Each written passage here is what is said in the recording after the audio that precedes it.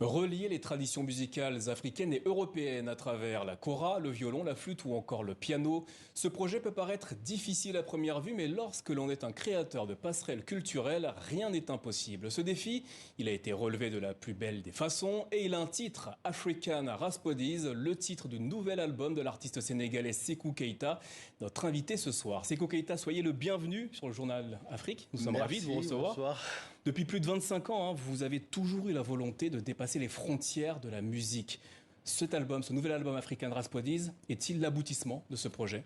Ben oui, comme vous l'avez bien dit, parce que tu sais, la kora, l'instrument qui est connu en Afrique, moi je l'appelle souvent, c'est un autre côté classique, c'est le classique oral, qui rencontre classique occidental écrite. Donc pour moi c'est très important de ne pas faire comme avant. On entend souvent, comme dans la musique, on dit vous avez 12 mesures, d'improviser.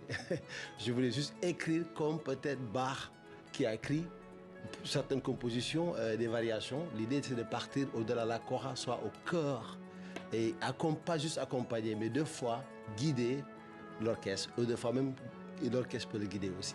Et bien justement, je vous propose que l'on regarde et surtout que l'on écoute ensemble un extrait du titre The Future String Variation, en titre en français, Variation des cordes du futur.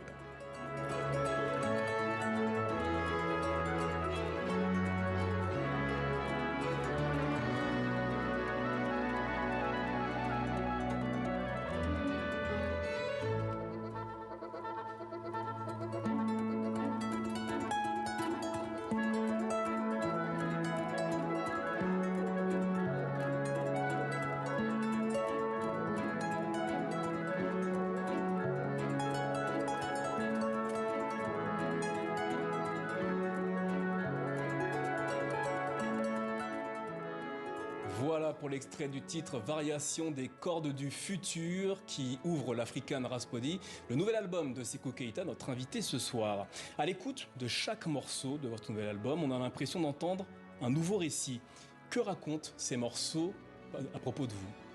Et les morceaux africains, comme le premier, part de Future String, qui parle des futures cordes, c'est une manière d'approcher la kora. C'est une technique qui est différente des techniques traditionnelles.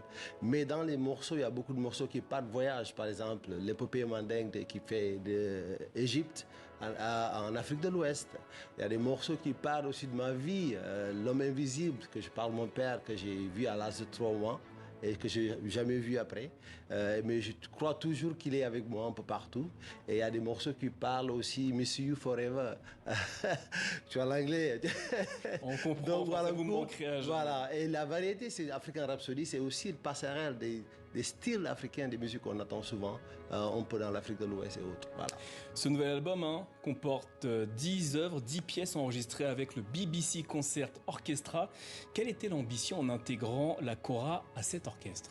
Je peux dire que c'était pas facile parce que voilà, la kora, c'est un instrument qui est quand même, il y a les techniques, il est pas fort côté de sonorité. Quelles sont les difficultés que vous avez rencontrées dans cette exercice? Écoute, déjà, c'était juste après le Covid. Je suis entouré par 62 musiciens avec des instruments classiques et il fallait trouver une manière d'enregistrer. Oui, sa place. Voilà, chacun sa place avec les distances, c'était pas facile. Mais la musique était cœur, c'est des compositions à moi. Je savais parce que l'expérience que j'ai eue depuis 2002 avec certains orchestres en Australie, aux États-Unis ou en Angleterre, j'étais prêt à m'engager et aller plus loin et amener la kora plus loin. Voilà. Votre nouvel album accueille des invités de marque, le violoncelliste et chanteur sud-africain Abel Solaoko, le percussionniste Suntu Suso ou encore David Mantovani. À quoi leur participation sur ce nouvel album était-elle importante pour vous? Très important, commençant par David Mantovani, qui je travaille avec pour les arrangements. C'était mon ancien bassiste, on a travaillé pendant 20 ans, des allers-retours en Afrique, donc il comprend bien ma musique et aussi il connaît bien la musique classique. Donc on a beaucoup travaillé ensemble, lui et surtout un petit frère qui est un percussionniste aussi talentueux, joueur de kora. Abel Solaoko, qui est un Sud-Africain, ça nous a permis aussi de faire un détour vers l'Afrique du Sud avec sa voix et son violoncelle. Cet album, est-ce que vous irez le produire dans votre pays, le Sénégal? Ah ben oui, notamment, si vous me permettez bien, je suis l'ambassadeur de 2 festivals au Sénégal. Le festival Casa Karmala de Ziguinchor qui aura lieu du 1er au 2 décembre en Sédhiou, mais aussi le festival des îles de la Casamance qui constitue 14 îles qui ont des soucis pour avoir l'eau potable. Donc ça aussi, je suis ambassadeur, mais aussi membre du FIC, Festival international de la Kora, qui réunit les Kora Fola, les jours de Kora, de la région, de sous-région aussi du diaspora, qui aura lieu le 8, le 9 et le 10 décembre prochain. Donc je suis prêt à mener ce projet là-bas, mais aussi en novembre, tournée prévue pour le Bretagne avec l'orchestre national de Bretagne. Sékou Keïta, merci d'être venu nous présenter en exclusivité votre nouvel album African Raspodi, une œuvre pour kora et orchestre symphonique. On va justement se quitter avec les images de votre clip L'épopée Mandé en collaboration avec vos invités sur cet album. Le temps pour moi de remercier nos téléspectateurs, de leur dire à demain et de leur souhaiter une excellente suite de programmes sur TV5 Monde.